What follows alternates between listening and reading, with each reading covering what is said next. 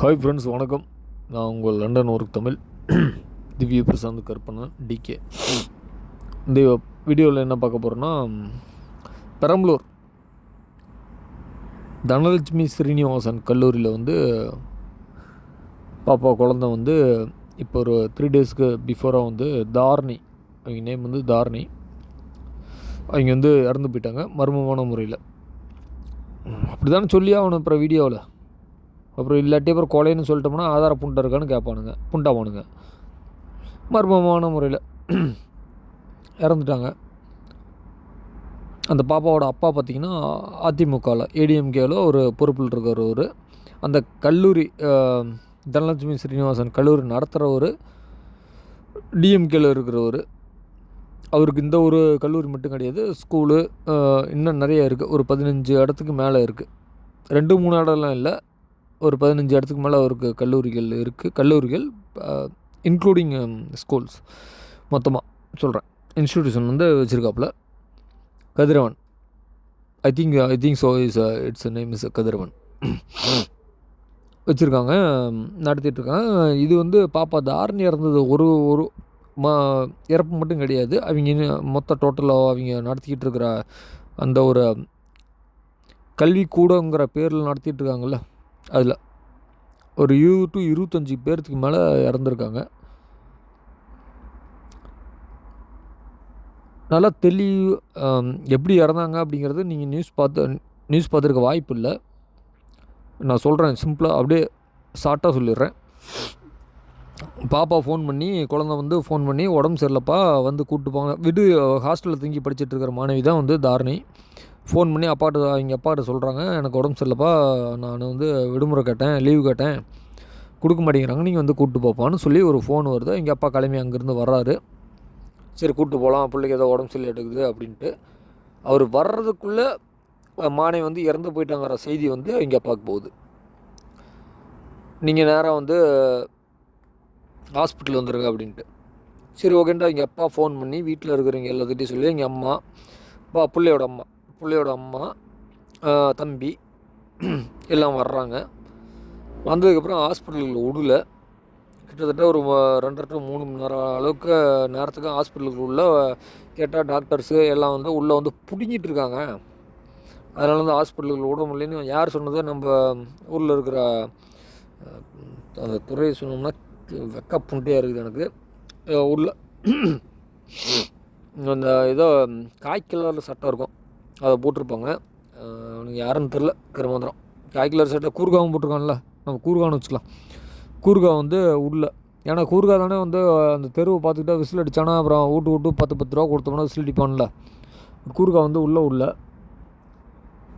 அதனால் 20 ரூபா கொடுக்குற விட்டு நல்லா பார்த்துக்கும், 10 ரூபா கொடுக்குற விட்டு கம்மியாக பார்த்துக்கும், அந்த மாதிரி. கூர்கா உள்ள அதனால் இங்கே ஒரு 2.5 to 3 மணி நேரம் வெளியே இருந்து தான் இறந்த பொண்ணோட சடலத்தையே பார்த்துருக்காங்க. அந்தளவுக்கு ஒரு அந்த 25 பேர் இறந்தாங்கன்னு சொன்னால, 20-25 பேர்.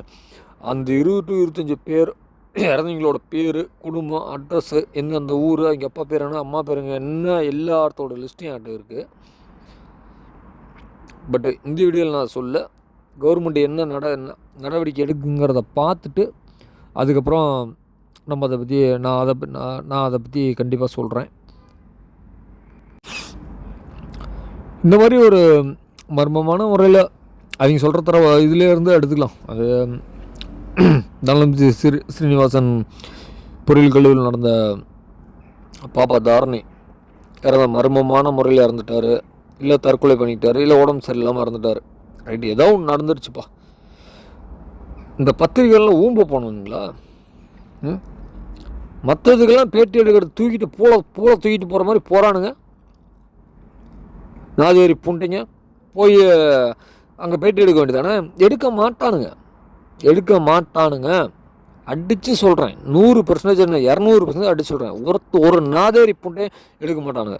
ஒரு ஆயப்பனுக்கு பிறந்திருந்தால் போய் உண்மையான பத்திரிகையாளர் இருந்தால் எடுப்பானுங்க. காசுக்கு பீதிங்கிற நாதேரி புண்டைங்க இவனுக்கு போய் எடுக்க போகிறானுங்களா? அந்த ஊடகங்க சொல்கிறத நம்பி நம்ம ஒரு நாளும் செய்திகளை பார்த்துட்ருக்கோம். இத்தனைக்கும் நான் இந்தியாவில் கிடையாது, அங்கே நடக்கிற விஷயங்கள், இந்தியாவில் நடக்கிற விஷயங்கள், சாரி இந்த தமிழ்நாட்டில் நடக்கிற விஷயங்கள் எல்லாம் எனக்கு அப் டு டேட் வந்துட்டுருக்கு.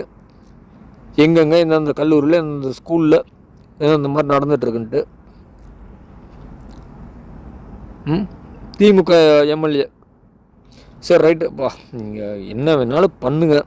ஏன்னா அவங்கள என்ன பண்ணுறது, அப்புறம் பேரண்ட்ஸ் அவ்வளோ கேடுகட்ட கேன புண்டையாக இருக்கிறோம்.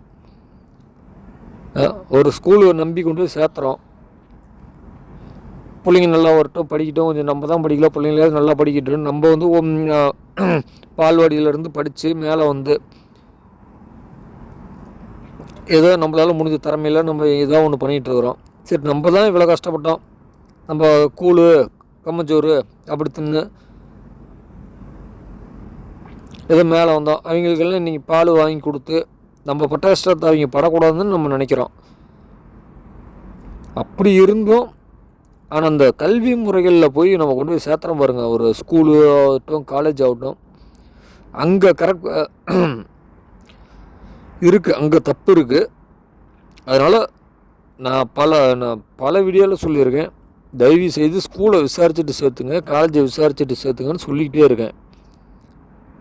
அது எந்த பேரண்ட்ஸும் கேட்குற மாதிரி தெரியல.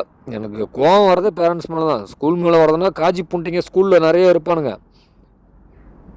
எனக்கு கோவம் வரதே பேரண்ட்ஸ் மேலே தான். நல்ல ஸ்கூலாக விசாரிங்க. ஆனால் ஒரு வருஷம் தள்ளி போட்டுங்க. என்ன படிக்கலைன்னா போயிட்டு போகிறாங்க, மயிராக போச்சுங்க.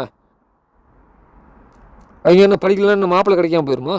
பிள்ளைங்க படிக்கலன்னா, பையன் படிக்கலன்னா ஊதேரியாக போயிடுவானா? ஒரு புண்டையும் ஆக போகிறது கிடையாது. ஏன் அவசரப்பட்டு கொண்டு போய் பெருமை புண்டைக்கு சேர்த்துறீங்க?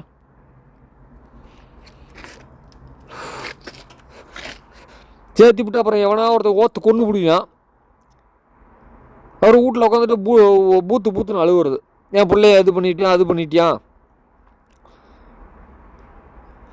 அப்படின்னு. எனக்கு பெற்ற பேரண்ட்ஸ் மேலே தான் வெறி வருது, கோவம் வருது. அதான் இந்த வீடியோ என்ன ஒரு 10 பேர் பார்ப்பானுங்க, 20 பேர் பார்ப்பானுங்க. அவனுங்க நடத்துவானுங்க. இது நமக்கு நியூஸ், இந்த நியூஸை ஒரு பத்திரிகையாளர் போய் எடுத்து ஒரு பத்திரிகை சேனல் இந்த நியூஸ் வந்திருக்கான்னு மட்டும் போய் பாருங்கள். வராது. தாரணி மட்டும் இல்லைங்க, நான் தான் சொல்கிறேன், 25 பேர்த்தோட லிஸ்ட்டே ஆட்டிருக்கு. இன்றைக்கி இப்போ சொல்லிட்டேன் 25 பேர்த்தோட லிஸ்ட்டே ஆட்டிருக்குன்ட்டு. உடனே நாளைக்கு அவனை பார்த்தோன்னா லிஸ்ட் அனுப்பு, நீ நேரில் பார்த்தியா, ஆதார் இருக்காமானுங்க. எல்லாம் அரசியல் பின்பல புண்டமானுங்க. அதனால் என்ன வேணாலும் பண்ணலாம், அந்த நோக்கத்தில் செயல்படுறான்றேன். ஓகே, நான் நல்ல போதையில் இருக்கேன். இதுக்கு மேலே பேசினா நிறைய கதாவத்தை அவனுங்கள ஆயம்னு பேசிவிடுவேன். அதனால் வேணாம் பிரட்ஸ். தயவு செய்து நான் என்ன சொல்கிறேன்னா, நம்ம பிள்ளைங்கள ஸ்கூல் சேர்த்துறதுக்கு முன்னாடி அந்த ஸ்கூலோட ப்ரீவியஸ் ஆக்டிவிட்டீஸ் என்னென்னங்கிறத பாருங்கள். டீச்சர் அடிக்கிறாங்களா, எதுக்கு அடிக்கிறாங்க, எந்த டீச்சர் அடிக்கிறாங்க, எதுக்கு அடிக்கிறாங்க, நம்ம பொண்ணு தப்பு பண்ணுதா அதுக்கு அடிக்கிறாங்களா, இல்லை மற்ற சும்மா அடிக்கிறாங்களா, பாலிடிக்ஸ் உள்ள நடக்குதா, எல்லாம் விசாரித்து கொண்டு போய் ஜாயின் பண்ணுங்கள். ஓகே, நன்றி, வணக்கம்.